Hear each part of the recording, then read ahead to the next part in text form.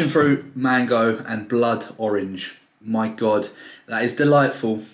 That is delightful. Twinings.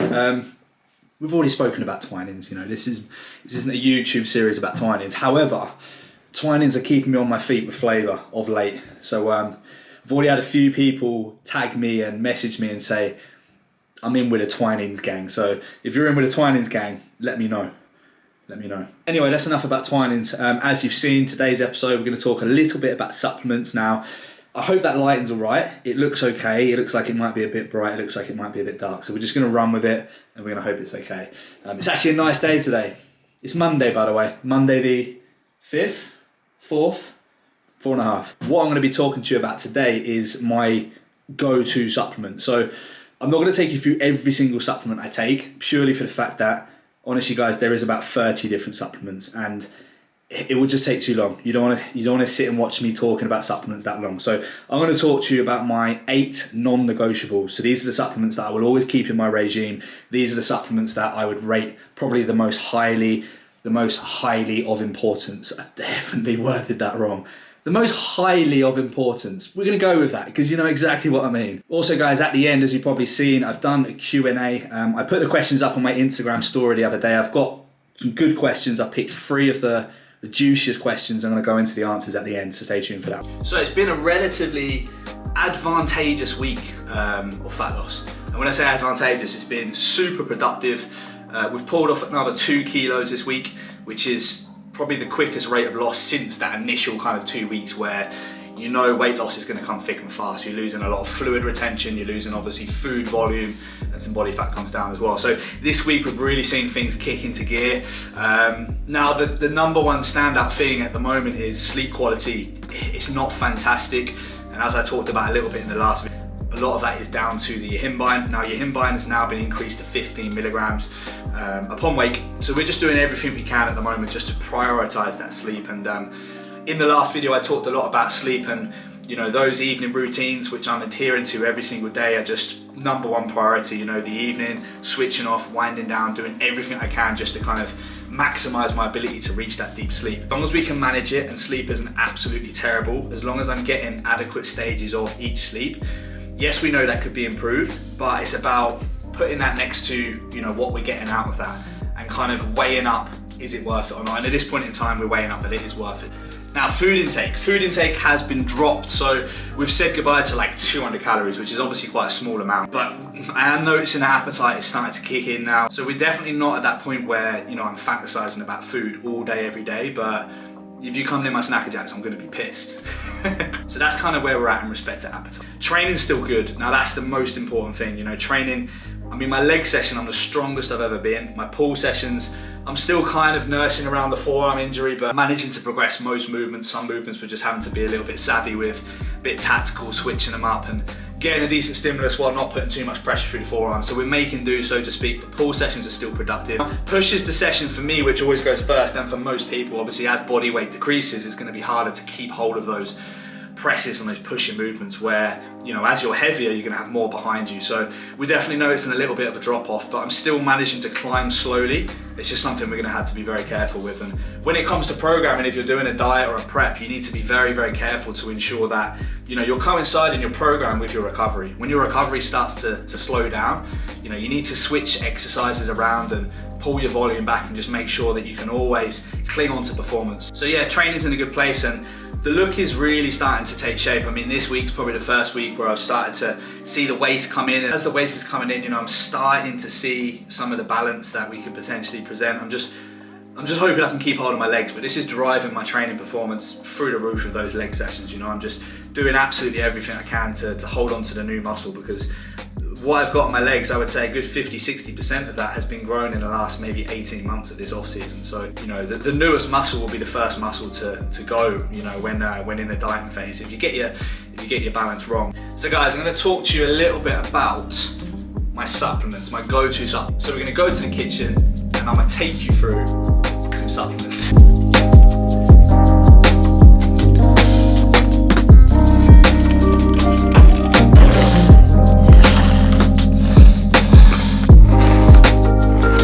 So guys, supplementation. Now remember, when it comes to supplements, there is going to be an element of what's applicable to the individual. Now, these are my staple go-to supplements, so to speak. So these are ones that I will never be without in my supplements cupboard.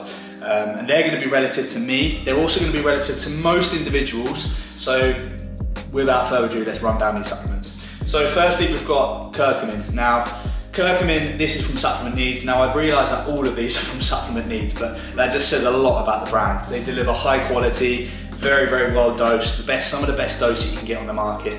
And this is just a brand that I've been using for years now. Curcumin is basically an anti-inflammatory, so obviously the inflammation that we're getting from training, we're trying to reduce that, and it's going to help aid recovery. There's 101 different benefits of curcumin. I won't go into depth with every supplement because we will be here all day, but curcumin is going to be one of your #1 supplements that you need to be taking in any supplement regime, just to help with that inflammation, bringing that down, obviously helping with the recovery process. When we're training, we're creating that inflammation, but then we want that recovery process to kind of instill recovering tissue, bringing it back bigger, stronger, and obviously building muscle. And that's going to be kind of responsible for helping with the mechanism of hypertrophy. So curcumin, take it away from the training window. So for example, if you train first thing in the morning, bang this in the evening. If you train in the evening, take this first thing in the morning. Now, the second supplement is vitamin D3. Now, this actually has K2 in it as well, which is going to help with the transportation of calcium into bones, into skeletal muscle. Vitamin D3 essentially is what we're going to receive by going outside and receiving the natural sunshine. So the sun's rays are going to help with the absorption process of vitamin D in the sun isn't actually going to give you vitamin D itself, like many people think, but what the sun is going to do is it's going to be absorbed by the skin pigment, and that's going to help with basically the absorption rate of vitamin D. So vitamin D3 is going to be really, really important, essentially for the immune system, keeping the immune system strong. In bodybuilding, this is going to be absolutely vital, especially in the dieting phase where, you know, we're restricting ourselves with calorie intake. We're essentially not giving our body what it needs to maintain for a good period of time. You know, we're in a calorie deficit. So once we get to the point where the immune system could potentially be detrimented, vitamin D3 is going to really be a good one to have in your regime. Now, thirdly, Omega Pro. Now, this isn't just your basic Omega. This is a fantastic profile of chewy, tutti frutti flavored Omega-3. Now, Cal actually got me on these and said they're fantastic, they're tutti frutti flavor. They don't actually taste that nice because yes, they're tutti frutti on the outside, but once you break into that, you've then got fish, which isn't the nicest tasting aroma in the mouth. Now, this is very, very well dosed, so it's got all of your EHA, DHA, and DPA, your essential fatty acids. Everything is going to be in these 6 capsules. Where do I start with omegas? I mean, providing your body with a good array of omegas is essentially going to help with every internal biological mechanism. Specifically, it's going to help with cardiovascular function, it's going to help with cognitive functions, so your ability to think, to be sharp between the ears. It's going to help with recovery, it's going to help with glucose metabolism, which is very, very important in bodybuilding. We'll see when you're trying to push food intake. And it's also going to help with the endocrine system, obviously with hormone production. Now, when overall food is lower, specifically fat in a dieting phase, what we're going to find is that our overall cholesterol is going to be lower. So just supporting yourself with a good omega when dieting, especially when dietary fats, monounsaturated, polyunsaturated fats are going to start getting lower as you obviously reduce your overall calorie intake. Ensuring that you've got a good staple omega in there just to support all these mechanisms is going to be absolutely vital. So this is a fantastic supplement for that. Now, fourth up is the liver stack. So the liver stack does what it says in the tin. It's going to protect the liver. It's going to ensure that we're getting a good array of TCB, which is going to be the main ingredient in here. There's also ox bile, choline, DIM, calcium D-glucerate, and this is a great supplement just for helping to ensure that we're supporting the liver. And this kind of goes hand in hand with a CV stack as well. So these are the kind of the twin duo from Supplement Needs. Very, very good for obviously when we're bodybuilding, not the healthiest sport in the world. We are pushing our body, whether we're in a gaining phase or a dieting phase. It's one extreme or the other. Obviously, there's other supplementation as well, which we know that could potentially be impactive. So just running these 2 supplements just to ensure that we're giving our internal organs the utmost support possible is going to be hugely, hugely beneficial. So these 2 supplements are fantastic for that. Now, next up is the PM priming stack and the sleep stack. Now, I won't go into too much detail because I talked about these a little bit more on the last video. Again, we're trying to maximize sleep. As I spoke about a minute ago, sleep's not been fantastic right now, and that's just down to some of the lipos that I've been running, the impact they're going to have on heart rate and core temperature. winding down, switching off, and just ensuring that we're giving our body the best possible chance to get into those deep stages of sleep is going to be absolutely vital. Now, glutathione is a supplement that not many people actually really know about. Now, your body naturally produces this. Now, this is the most powerful antioxidant in the whole world. Your body naturally produces it, so obviously anything your body naturally produces is going to be better than something we're taking from a food, etc, etc. Now, this is going to help to reduce overall oxidative stress. This is going to help to remove free radicals. This is a fantastic supplement which is just going to aid, again, every biological process. There's hundreds of studies that I will not bore you with which go into a lot of detail about the advantages of basically running this on overall health, reducing the risk of diseases later on in life, cardiovascular diseases, etc, etc. So this is a supplement that if you can factor it in, I would definitely recommend to take 1 teaspoon per night. It's going to be fantastic for just supporting the body and the body's overall health. So those are the supplements, guys. Obviously, like I said, there's a lot more. These are my non-negotiables, the one that I will always keep in there. And as you can see, the trend is health. There's a lot of supplements out there with nice packaging, your pre-workouts, your non-stims, etc. But ultimately, this is health, guys. This is looking after the #1 priority, which with bodybuilding has to be your health. It has to be longevity, because we want to be doing this for a long time. As always, little plug, Smart Sups. This is where I get all of my supplements from. This is my sponsor. All of these supplements you can get from their site. You can also use the code Kieran10, and that is going to give you a little bit of a discount on what is already a very, very reasonably priced catalogue of supplements. So guys, welcome to the question and answer part of the video. Let's do a Q&A.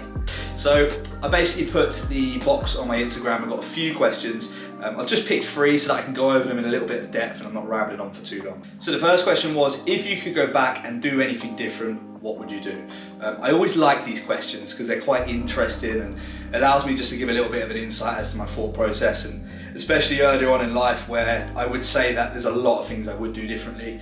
One of the main ones for me, it wouldn't necessarily be, you know, starting my business sooner. It wouldn't necessarily be not being a chef, because I was a chef for 4 years before getting into the fitness industry. You know, I think those are all still relatively important factors. You know, I gained a lot from my time as a chef. I learned a lot about discipline. I learned a lot about, you know, sort of taking pride in your work, etc, etc. But one thing that I would definitely do 100% if I could go back, do it all again, so to speak, and that would just be getting into bodybuilding a lot sooner. The reason for that is purely for the fact that, you know, bodybuilding taught me a lot about discipline. It taught me a lot about how to apply yourself to a goal. It taught me a lot about having a focus. And certainly before my bodybuilding, you know, I had no sort of shame with admitting that I suffered quite badly with my mental health, and you know, I suffered really badly, in fact, with anxiety.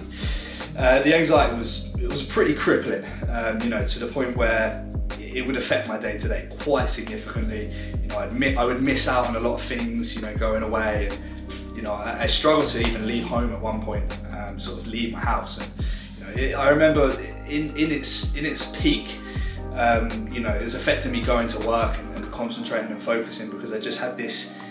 It's hard to explain to anyone who's not been through that, but anyone who, you know, maybe watching this, or you know, maybe knows someone else, the feeling of just a general anxiety on a day-to-day is just like a feeling of just doom and fear hanging over you. You know, fear and constant butterflies in your stomach, sweaty palms, and just worry, just consistently worrying. And I think my anxiety was all the way through, you know, my teenage years into my early 20s, and I think after it built up and accumulated so much, the thing that I was so anxious about was my future. You know, I remember at one point thinking, how am I ever going to have any sort of future? What's my future going to be like if I'm just an anxious mess every single day? Now, I got into training when I was about 19, so I was kind of a late bloomer, but it wasn't until I actually entered my first bodybuilding show, I think I was around about 23 years old.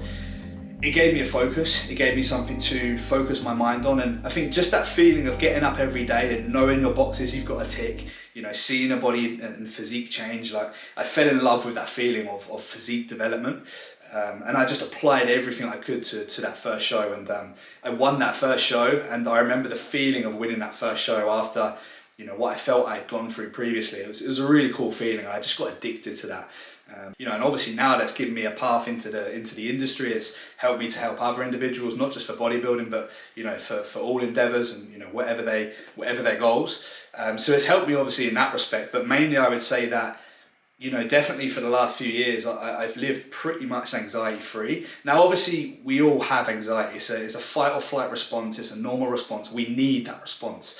But some people are just wired so they just have that, you know, that mechanism a little bit too overstimulated and over aroused. But I can definitely say within the last few years, just from having this focus and, you know, committing myself to this, that my anxiety's been pretty much non-existent. So, you know, I would go back and just get into it earlier. It's funny because I remember when I first got into it, you know, a lot of people who don't understand, it's a very misunderstood sport. A lot of people think it's about vanity. A lot of people think it's about yourself. But I would remember people saying things such as, you know, you're too obsessed, you need to let your hair down, you need to get a life. And that was one that really stuck with me. You know, you need to get a life because, you know, because you're not going out drinking, you're not doing this, you're not doing that, you're not partying. I knocked all that on the head. But honestly, guys, for me, bodybuilding gave me a life. Like before bodybuilding, I couldn't see where my life was going because the anxiety was just so bad. So for me, one thing I would do if I could go back, it would just get into bodybuilding earlier, find that focus, find where my passion lies, and just allow that to direct me. So that's the first question. Start with a bit of a deep one, but you know, I always try to be transparent on here and just give you full honesty. Now, the second question is advice for a first-time competitor. Now, this is a good question. So first of all, I could delve into what you need to do with your diet, what you need to do with your training, how you're going to peak, etc., etc. Ultimately, to oversee all of that, get yourself a coach. Now, I say that from someone who done my first 3, 4, maybe 5 shows without a coach. You know, I thought, no, I don't need a coach. I can do it by myself. That's just an additional expense. Let me tell you, I've got every single thing you could possibly imagine wrong. And that's why I feel like I've got, you know, a good skill to offer my clients now because I've done all the wrong things. I know the right way to do it now. In fact, I remember my first show, I dehydrated for 24 hours because I saw someone on YouTube do it. 24 hours, and I struggled to get a pump on stage. You know, no wonder I didn't drink any water for 24 hours. So the best thing that you can do is get yourself someone who's been in the trenches, so to speak, someone who can just overlook everything for you, you know, take the reins, teach you, and you can learn at the same time. It takes all the pressure off. And you know, I remember the first show that I did actually invest in getting myself a coach. The condition was the best it's ever been, hands down. The prep was plain sailing compared to how it's been before. And it was a learning process as well, you know. So I would say if you are looking to compete for the first time, you're about to embark on an adventure, if you like, where you're going to put your body through a lot. You know, it's potentially not the healthiest sport in the world. It's not the sort of thing you want to get wrong. So 100% find yourself a coach, someone you trust, someone who you feel like you know, you can relate to, somebody who you feel like, you know, you would work well with, and just speak to them. And it's going to make that process, especially for your first show, so much more enjoyable. So 100% get yourself a coach. Now, the third question, again, this is another really good one. Now, the third question in the Q&A is, what would you be doing if you wasn't an online coach? Now, for me, that's a really easy answer. I would be a chef. So before I was a coach, I was a chef. I was a chef for 4 years. I went to catering college, got my qualifications, worked as a chef in a restaurant for about 3 years, built my way all the way up to sous chef, which basically is like the second chef in charge. I definitely would say that I instilled a lot of passion into that job. And the goal was to become a head chef and eventually get my own restaurant. And you know, obviously everyone wants to go for the Michelin star. That was the goal. I would say that at one stage I realized that I wasn't quite passionate enough about that for it to be my whole entire life. And it's the sort of career where it is your whole entire life. Very late nights, every weekend, etc., etc. So I got to the point where I decided I just would prefer to do that as a hobby, and I always had this little lurk in the back of my head sort of telling me that I wanted to get into the fitness industry. You know, my dad had a lot of success in it. I was into my training then, you know, so it was something that I wanted to dabble with. So then obviously I got into the fitness industry, and that's where I've kind of managed to excel. You know, I still enjoy to cook. I really like to cook. You'll see, you know, if you follow me on Instagram, I like to present nice foods and stuff like that. I enjoy it. It's a hobby of mine.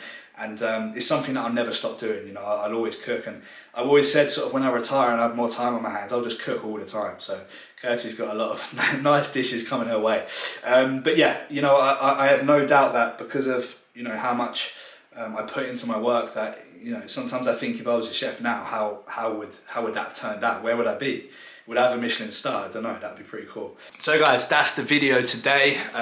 We've done the talk about the prep, we've done the supplementation, the non-negotiable subs, the Q&A, and I'm going to wrap it up there.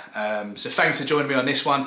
We are literally about a week away from getting some training footage, which I'm really looking forward to bringing you guys.